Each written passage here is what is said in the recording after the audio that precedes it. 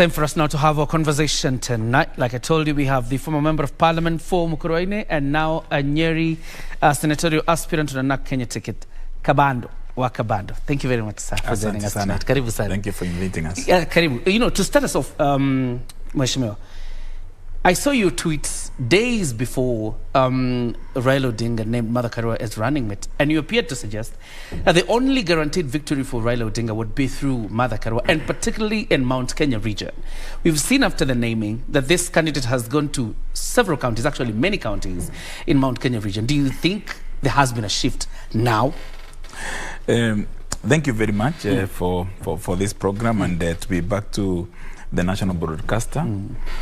It was not about a personal perspective. It was a question of a very wide instinct among very many people who are very concerned, who are objective and realistic.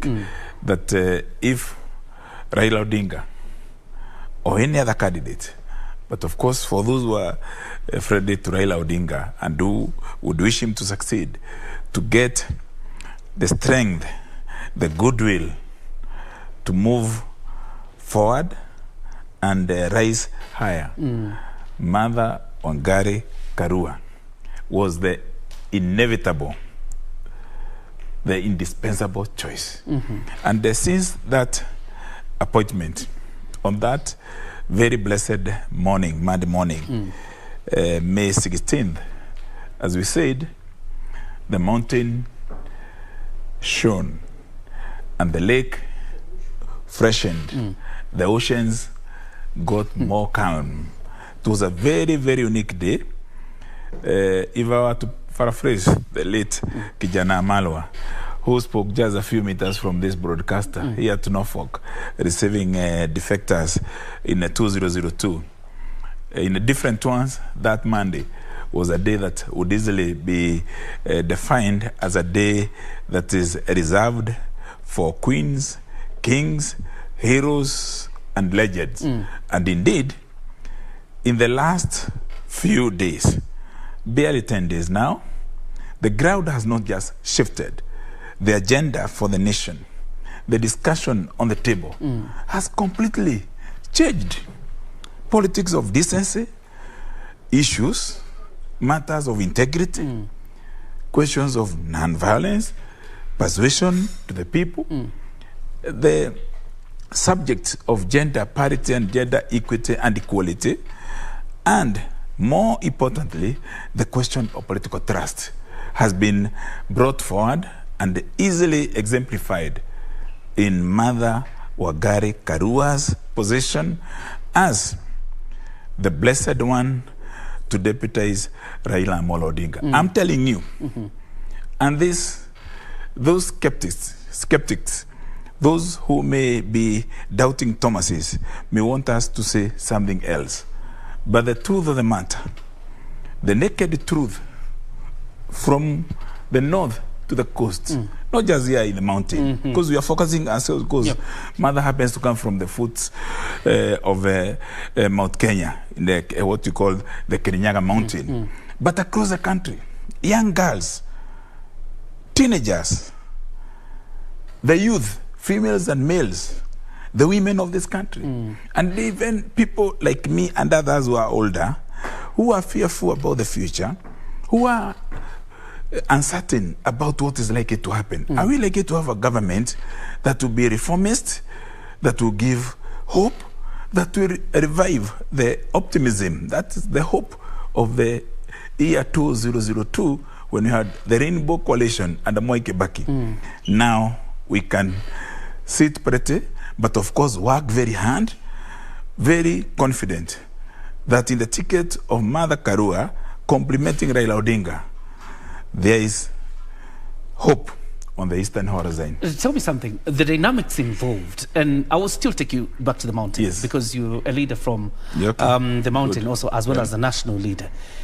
You appeared to suggest that without Martha Karua, it would be a walkover for William Ruto. Absolutely. I would want you to tell me the dynamics involved. These ones that shifted the ground from William Ruto on May 15th to Martha Karua and Raila Odinga on May 16th. What were the dynamics? As I said, a question of trust among many people from the central Kenya region. There was the uncertainty whether they would be voting or not. Because looking up there, they did see somebody who was inspiring them.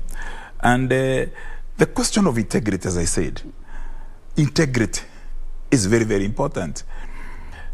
The fact that over 3 decades in politics, you can even say 4 decades, Martha was in parliament for 4 record terms, 20 years. And since she left parliament, it's now 10 years. She's not forgotten. She has been speaking. Yet, you don't hear any mention of Martha in a large scandal, financial impropriety, in abuse of office. So, as much as we talk about except the BAT one that has never been substantiated. No, that is neither here nor there. I'm talking about matters that have been prosecuted in public domain and they're reported.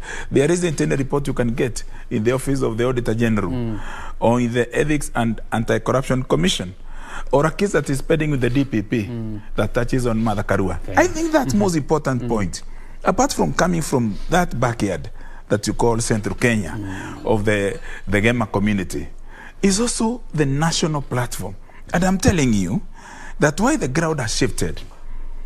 And as I said, some people may be in denial, but you can see the other camp is in panic. And they're even requesting, even sometimes demanding, that they are running against so and not Martha Karua. Because Martha has brought a new phenomenon.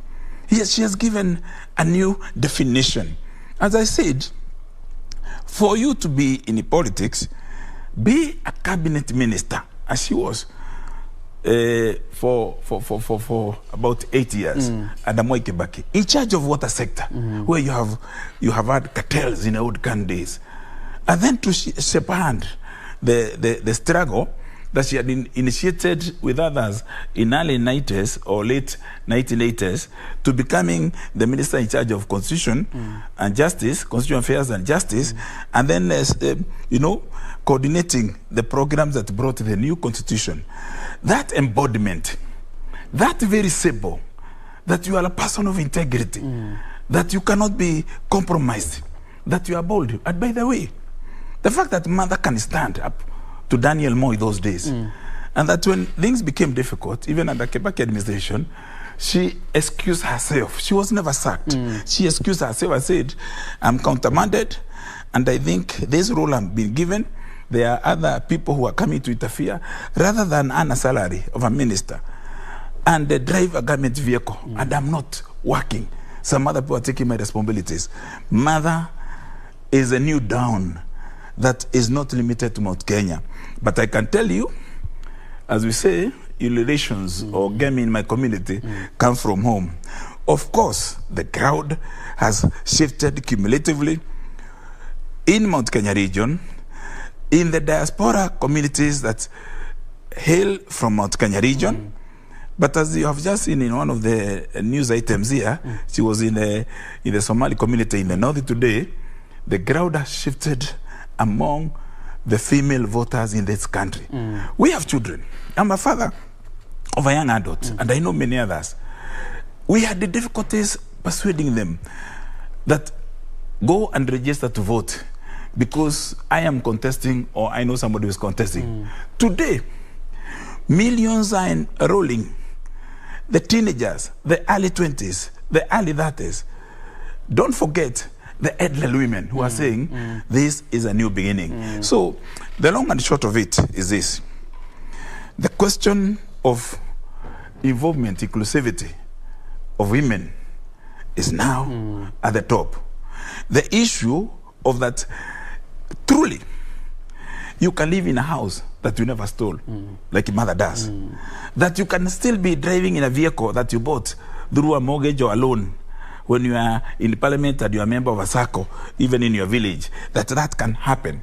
And yet, without being celebrated as a thief or a looter or an abuser of office, you can be hoisted to national platform that will dominate the discussion and that will invite endorsement. All right. So, yes, the ground, sir, has shifted. Okay. Very quickly, before I bring in Safin, so we could wind up. This community you talk about, particularly the Mount Kenya region, Yes. still there. A community that is known to vote en masse for a candidate. Is there a risk of ending up voting as a fragmented region? Because, for example, yourself, you're going against a candidate who's been picked from the other side, from your very own county, as running mate. Yeah, you know it. That is a question that is in the footnote or in the head note. The preamble and the main theme is that the candidature of Raila Odinga and the Martha Karua, Raoka, inawezekana, Azimio la Umoja, is providing inspiration and that confidence that is superseding the local politics. And even if I were told tomorrow that I'll be given a ticket to win, as I was anyway, I had offers from UDA. Take this ticket, the senatorial seat in Nyeri is for yours to take. It is not an easy path that we want to go to. We don't deserve to be people of comfort. As Martin Luther King said, moments of discomfort define leadership. And the moments of discomfort are coming to an end because the comfort that is being provided is that, as I said, the question of leadership reliability, the question of leadership ability, the leadership trust. And so, yes, we don't ignore our opponent. But you know, as Mother is telling them, bring it on issues. Okay. For once, you can go to any village in Mount Kenya region and talk about Raila Amolo Odinga. The audience will be quiet. They will listen to you. And we are comparing 9 years of campaign by the Deputy President to only 10 days of storming by Martha Karua with her battalions of supporters who are conscious and who are sensitive to the fact that this country deserves change. Right. And moving forward, it is a question of the issues that we need to do, water, food, the issues of security, the issues of health, under the umbrella of leadership integrity. That should not be lost. And integrity. Thank you very much. Kabando, always speaking your mind. Thank you very much for joining us tonight. Thank you very much. And obviously, I hope I can engage you on another day when we have more time, because there's so much to cover on the Martha Karua as running mate, because of the gains for women and many, many more. And of course, best wishes as you run for Senator. Thank you very much. County. Look forward to coming back here. Absolutely. And prayers. Okay. And God beyond everything else. All right, well tight.